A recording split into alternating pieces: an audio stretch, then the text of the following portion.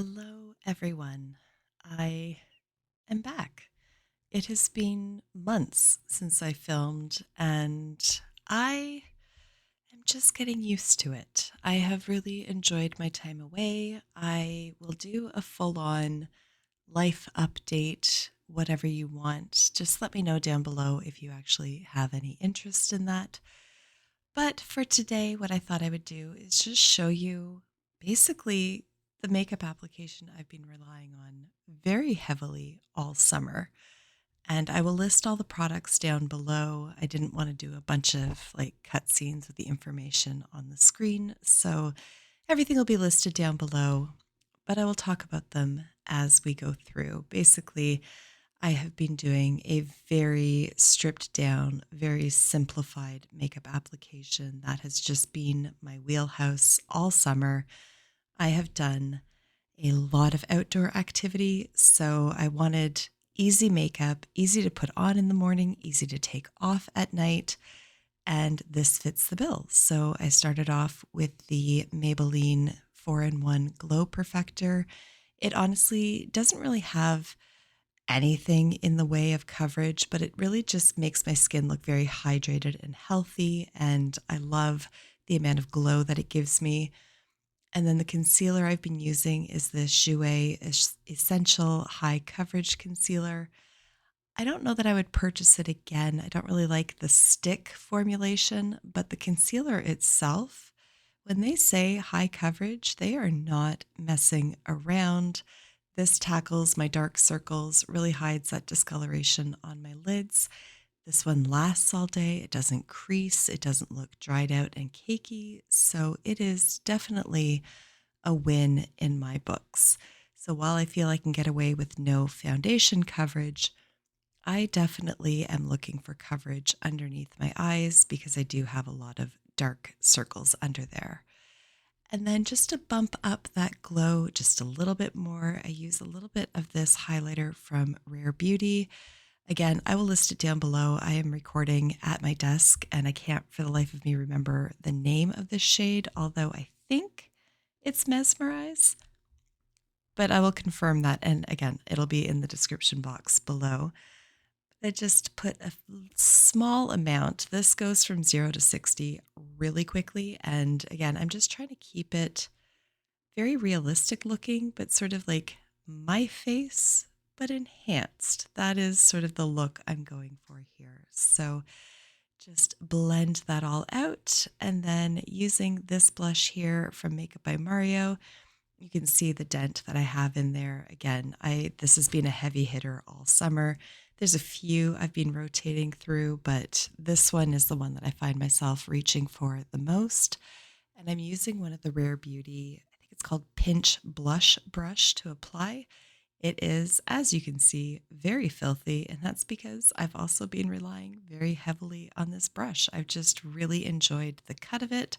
I love how well it works with like liquid and cream blushes, and it just blends everything out nicely. And it's just been a winner in my book. Frankly, all of the Rare Beauty brushes that I have tried have been winners. I haven't shown the powder that I'm using, but it is the RCMA No Color Powder. I have it housed in an ancient container from e.l.f. I don't even think they make that packaging anymore, but I just found it to be much easier to access the powder than using the RCMA packaging. So I didn't want to show it because it gets a little confusing, but regardless, just going in and setting that concealer, and then you'll see in a moment that I go in with a powder brush and just put the finest layer of powder on. And it's really just to remove any of the tackiness on those cream products without reducing the glow and the shine that they have created for me. So a very thin layer of powder. Now, sometimes I will go in with either a powder bronzer or a cream bronzer before I powder. But as you can see, I have definitely got some sun this summer, despite wearing a hat and wearing SPF, all that kind of thing. When I do a life update, I will explain a little bit more thoroughly why I have so much color on my face, but I didn't feel in the last like 3 weeks or so that I've really needed any additional bronzer, so I've just skipped that step. Going in with the brows, this one is from Kosas, I believe, and I am not particularly a fan of it, but it's almost done, so I'm just sort of knuckling down and getting through the last dredges of product. And then this little quad here, I actually really rely on it more as a trio.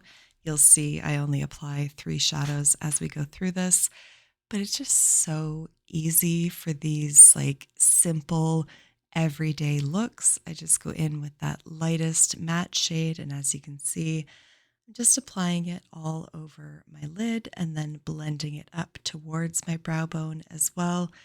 Nothing super precise in the placement. That's one of the benefits to this kind of makeup application, is that it really is fuss free and sort of idiot proof, which frankly, that's what I need most mornings. I don't want to be thinking too much while I'm getting ready for work. So there we have it. I have included the entire application here on both eyes. It's not a very long video in any event, and just shown all the blendings so that you can see this makeup look really does come together in a very short amount of time. And I am finding lately that time is at a premium. I really don't have an awful lot of it. So again, I don't have a lot of time lately to be faffing around with a million different shadows. To add a little bit more definition to my eyes, I am going in with that deeper matte brown. I like the tones in this shadow or in this quad as well because they are a little bit on the warmer side. Although I have been also dabbling into the cooler sides of brown. I do like the warm tones. I do like how they play against the color of my eyes. So this one is right up my alley. And again, as you can see, I'm really not being super like precise with the placement. I'm really not creating a very structured look. I'm really just adding this to the outer corner, making a pseudo V type shape just to help lift the shape of my eyes up a bit. And then just doing a little bit of lining underneath, again, just for the sake of some additional definition on the eyes. And then arguably the star of this quad is this very thin, sparkly kind of shadow. You can see I've got quite the dip going on in it there. You can add a bunch of layers and sort of get a bit more of an impact from it, but I really just like it patted on the lid. It just adds a little bit of visual interest. It catches the light without being super sparkly, super glittery. I don't have any issues with fallout with this. Don't have to use a glitter glue and don't even have to use a brush, as you saw. And then I've got my last little nubbin of my Makeup Geek Espresso eye pencil. It's going to be a sad day when this one's done, honestly. I've really, really enjoyed this pencil liner. I mean, a pencil liner is a pencil liner, but I find that this one, it lasts really well, even in the waterline. It doesn't tug across my eyes. Haven't had any issues in terms of sharpening it. Sometimes when you sharpen these pencil eyeliners, they either become really sharp, like the wood on them itself becomes really sharp, or the lead itself starts like breaking apart. And I haven't had any issues with this. I've had this one for absolutely years and it hasn't dried out. And I do prefer a pencil eyeliner for that reason. I find the ones that are retractable can get a little brittle and often break. Then before I put mascara on, I'm going to go in with the Physicians Formula setting spray here. I just find because I close my eyes when I apply my setting spray, if I have my mascara on first, I tend to smudge it. This mascara was just a deluxe sample that I got from Valentino. I actually really like the mascara, but it's about 40 some odd dollars Canadian. I don't like it enough to repurchase it unless I was feeling particularly generous towards myself. I think there's definitely very equivalent mascaras on the market for a much less price. Much less price? Much lower price. There we go, English. And then for lips, going in with Ilia, this is their glossy balm. I can't remember the shade. Again, look to the description box if you want to know that information. It's just so easy to wear. And there is the completed look. Thanks for watching, guys.